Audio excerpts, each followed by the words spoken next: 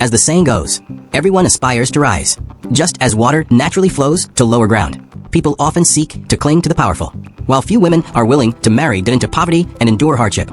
During the Qing dynasty, a daughter of a prominent family, nearing her wedding date, considered breaking off the engagement because she disliked her fiancé, a humble scholar. However, with the wedding procession already at her doorstep, how could she resolve the impending marriage? Love stories between humble scholars and daughters of wealthy families that are commonplace in novels and films. But such endearing stories are rare in history. After all, regardless of era, marriages have always emphasized equal status. Stories of daughters of wealthy families marrying into impoverished families are often the product of the romantic imaginations of these scholars and are often fictional. However, during the Qing dynasty, there was a truly remarkable story of a daughter of a wealthy family and a humble scholar.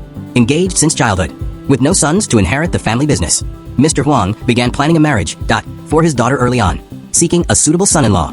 Mr. Huang had his own standards for his future son-in-law. First, he wanted a clean family background to prevent any post-marriage misconduct that would tarnish the Huang family's reputation. Second, he sought a son-in-law from a humble background who was hardworking and diligent, ensuring he could be reliant on the Huang family without dragging down the family business.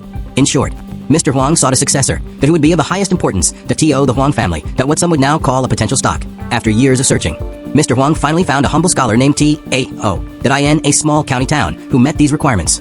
This scholar, named Tao Shu, was said to be a descendant of Tao Yuanming, and his father was a local teacher.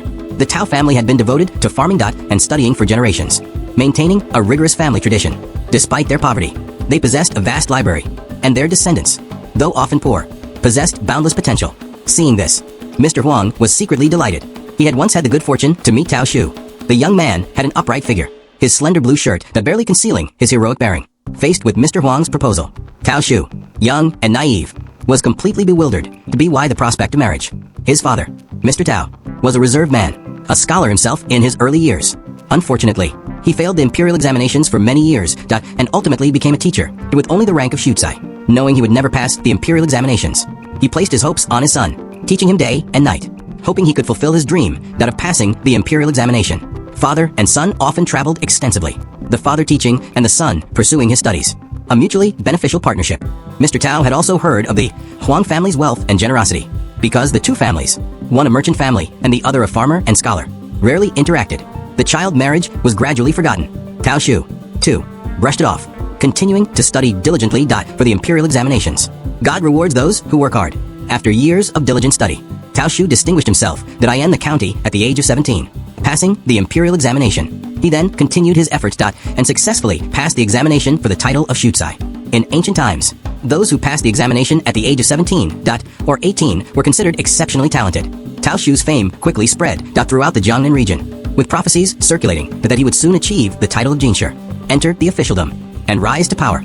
Given the common practice of marrying young in ancient times, many neighbors, believing Tao Shu to have a promising future, flocked to his home in a series of marriage proposals, creating a formidable scene. This news quickly reached Mr. Huang, who hadn't anticipated that his chosen future son-in-law would be so exceptionally intelligent.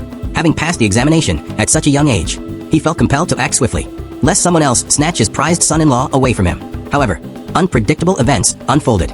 In the autumn provincial examination that year, Tao Shu unexpectedly failed, failing to pass the examination for the title of Juren. This result deeply disheartened Tao Shu. Rumors also spread throughout the village that he possessed only a reputation for nothing, lacking any real talent. Mr. Huang and Miss Huang, hearing these rumors, engaged in a heated argument at home. Miss Huang, deeply frustrated at not being able to become an official's wife, blamed her father for arranging this marriage for her. As the wedding date approached, Mr. Huang found it difficult to break off the engagement. After all, he had initiated the marriage, and reneging now would be humiliating. The Tao family, unaware of this, continued their wedding preparations. Despite failing the exam, Tao Shu remained undeterred, confident that his knowledge would eventually be recognized. He decided to try again the following year.